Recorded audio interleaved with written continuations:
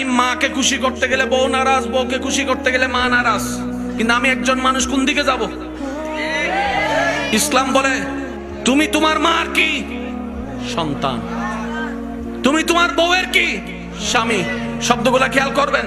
তুমি তোমার মার সন্তান, যার পায়ের নিচে তোমার বেহেশত। তুমি তোমার মায়ের পায়ের নিচে। তুমি তোমার বউয়ের কি? স্বামী। স্বামী মানে অভিভাবক। অভিভাবক কি নিচে না উপরে? মায়ের পায়ের নিচে তুমি, আর বউ তোমাকে মাথার উপর রেখেছে, কারণ তুমি বউয়ের অভিভাবক। তো উপরওয়ালা তো নিচের ওয়ালার মতো হয় না, নিচের ওয়ালা তো উপরওয়ালার মতো হয় না। এবার সে বলে আমি করব কি? বলে যে শুনো, তুমি মাকে মাথায় রাখো, বউকে বুকে রাখো।